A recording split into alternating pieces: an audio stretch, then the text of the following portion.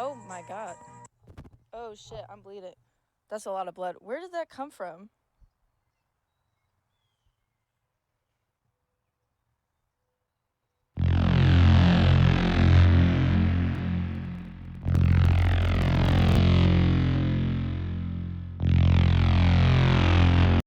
Orange Peanut, you lied. I'm so shocked and now Andrew Tate's in jail. How could you do this to me?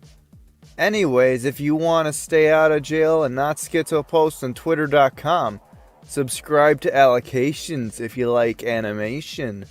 Woo! Anyways, for the first video on my channel, I figured I might as well do a simultaneously safe topic by piggybacking off a more popular YouTuber and praising something they did, while covering something obscure and easy to digest to write for. I'm gonna be real, I'm kind of sick of boomers controlling the Hollywood industry. Like, it was cute when you thought that everyone in high school cared more about social status and bullying nerds than getting even 5% of your college tuition paid for on some grueling test for the 90s. And I liked a lot of the 80s nostalgia bait back in the 90s. 2 decades that I was not alive for. But hey, that's what you get for having a 90s kid sister. But good lord, the fact that these same unrealistic tropes are being used for decades later. It's not even dated anymore, it feels like a historical piece.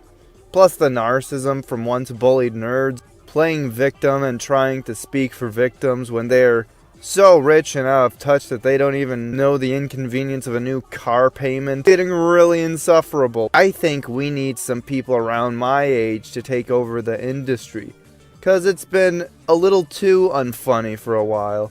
Which says a lot since my generation is very, very unfunny. Demonstrably unfunny. Now, I did find some really funny animation by Caroline Konstnar. Not be the girl in my trunk. But it's unlisted.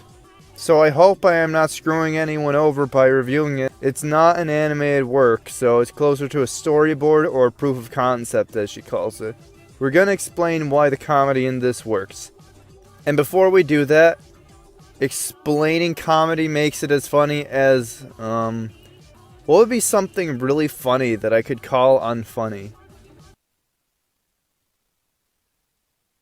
So I do have it linked in the pinned comment, really good adult comedy. So watch it, yay. Some might look at a man and see a husband who brutally murdered his wife and then kept her body in the trunk of his car for 3 weeks. It's about a ghost chick named Marie who's working in an organization that's a bunch of Charons, essentially.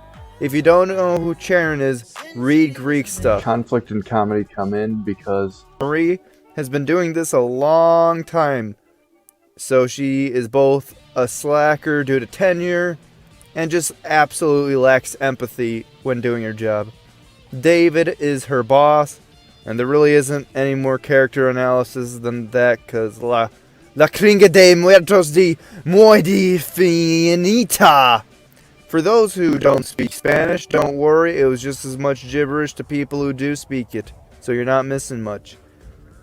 But really, there isn't much to analyze here because it's all about the comedy. All about them jokes, baby. The reason why it works is due to some really good timing and a mix-up of different variations of dry humor. A lot of cynical comedy fails because a multitude of reasons, but this show goes through different variations of similar humor, and one reason a lot of obnoxious cynical comedies are obnoxious cynical comedies is they hyperfixate on the same general joke. Velma, just meta jokes and political commentary. Bad commentary, not even just that the commentary itself is wrong. That would be a little too complimentary because no one even knows what the show's trying to say. But that's besides the point. They also drag the jokes on for way too long. It also has other cheap jokes, but in terms of the cynical humor, that's all they got. What about Rick and Morty? Oh boy. That show is just like, yes, wow, isn't this cool fiction thing fun?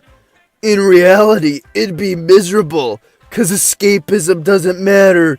Nothing matters. It's stupid and bad. Oh jeez, Rick. This is stupid bad. Shut up, Reddit and Morty. Playing Dead at least knows what it's doing in terms of the pacing of the comedy and balance. The show has character interaction-based humor, which usually just amounts to the characters' reactions being shocked at the absurdity of other characters being themselves. A lot of character-based humor is probably the best because it's the most timeless, because you only need to know the context of the show itself and not anything surrounding it. It usually works better when jokes don't land, because hey, at least you're establishing characters and they make sense within their own world. And when it does make pop culture references, it doesn't feel like a corporate bigwig. They go deep enough into the reference to make it feel naturally woven into the story and comedy of the show, but also absurd enough so if you weren't like me and went to middle school with girls fighting over Team Edward and Team Jacob using these arguments, you'd understand the goofiness of what they're saying from an outsider looking in, so you're still not lost. This show also does what I dub cringe comedy better than a lot of other shows. Cringe comedy is usually reliant on incredibly awkward situations, but they end up being incredibly painful because someone you empathize with is becoming the target of cringe, and thus you cringe, and it drags on too long. Usually this is about socially awkward stuff because, God, that is so cringy. This is a 5-minute video with 3 separate situations and discussions with the boss intermittently, so the pacing is not going to be dragging too much. More importantly, Marie is just not supposed to be empathized with at all. Whenever she screws up, she takes no acknowledgement or development and blames others. Zero empathy. So I don't cringe in slight empathy towards her. And this isn't just about the audience's empathy, but the writer's intent and or tone. I don't empathize with Family Guy characters Rick or Velma 50% of the time. I think the writers agree. 50% of the time, I still don't sympathize with them, but they make weirdo. Family Guy is now a serious PSA.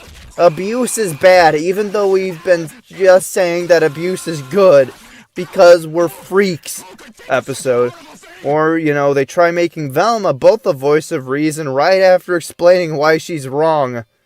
But also, she's a victim of childhood trauma. But also, she's a narcissist. So when she is embarrassed, I don't even feel the satisfaction. It's like, it's just awkward. It's just la cringa de morte, blah blah blah.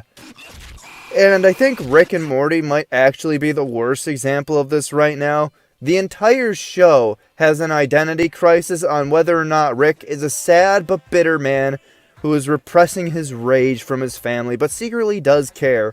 Or a guy who apathetically destroyed the universe and buries his family so often he doesn't care. And you can see on his face, he isn't hiding that he secretly cares. He doesn't care. So we get just invested enough to know that we should care, and then the characters keep showing that we should never have cared in the first place. This causes the material to drag out and be as uncomfortable as the comments on Konstnar's posts when she turned 18.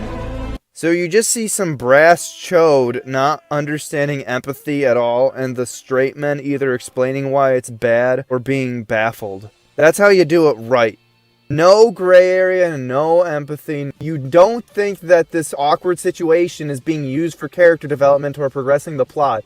This is just some asshole being obnoxious. That way only the characters reacting to the annoying one are cringing and being annoyed. Meanwhile, the audience is like, wow, Marie, you're a jerk. And speaking of straight men, they are also very natural. Now this is written by a Zoomer, so I doubt any of the men are actually straight, which is fine by me. What I mean by straight men is the trope, which is basically a normal person who is an anchor to reality to react to a crazy comedic person the same way any normal person would act. To bounce back the trifecta of bad comedy. This isn't exactly fair since this is just a pilot, so the characters are going to be more consistent in the first episode. Consistency is what makes it funny, because you're detached enough from the character you're supposed to be laughing at, but you're at least anchored enough to reality, because the straight men are relatable. They don't over-explain why something obviously bad is obviously bad. Hyper-fixating on this one point of the comedy is probably dragging on too long, despite me praising the show for not, so that's ironic. The writing is sharp, and it's because of the timing. The timing is some of the best I've seen. Caroline's other comedy is great. The zoomery mix of dry self-deprecating, but not so self-deprecating that's just a fucking deflection, but also cynical. It's good. Carousel cornstarch is really good with the quick timing. The characters are dry, so some of the jokes do go on a little long, but actually the length is a good thing because those are usually earlier jokes and they explain just what the characters are doing. They explain the context, but nothing more. Show don't tell. The interactions just show the status of the characters, you know? They don't need to drag it on. One thing really good about the structure of the jokes is that they keep getting shorter as the video goes on. People struggle with when to make a joke long and when to make it short. People also struggle with the rules of 3. Too short? Don't get it. Too long? I get it. Now I'm annoyed. But she starts off with the longer jokes that kind of add awkwardness to the scene, but it isn't redundant with the awkwardness. They also add world building, established characters, and their dynamics. Since they can spend more time on the earlier jokes, you're not predicting as much of it. That stuff, as a writer, you should strive to integrate the logistics into the emotion seamlessly so you don't halt your audience. But that's not the only thing established with the jokes. See, it's all about that formula. Good grief, he's neat! Even if you have a variety of jokes, your audience will get more accustomed to them. So understanding that, you make the jokes not take as long to get to the point because the audience expects the point more and more. Good God, I sound pretentious. Let me just show you the funny. Believe you, I will find one more replacement. That's it, Marie. You hear me? No need to put hearing aids on this lady. I heard you just fine.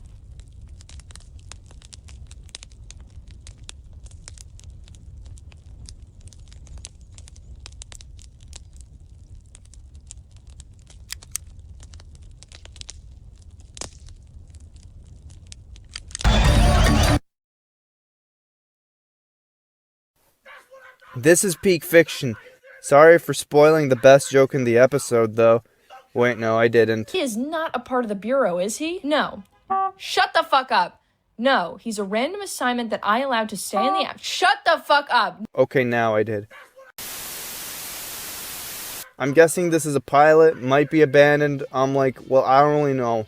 Caroline just kind of starts and stops projects sometimes. I hope this isn't somehow a pilot that needs to be kept secret because it's being sent to Netflix. Even though it ends with a cliffhanger, I feel like the show would become very formulaic if not handled correctly. She talked to dead guy. She traumatizes dead guy. And fellow Charon is annoyed with her. Disappoints her boss.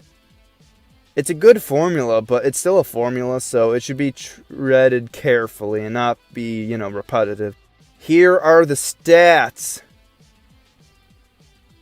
Direction is an 8, professionalism is a 3, writing is a 9, plot is a 6, visuals is a 7, framing and presentation is an 8, characters are a 7, development and progression is a 7, music is a 7, and acting is a 7.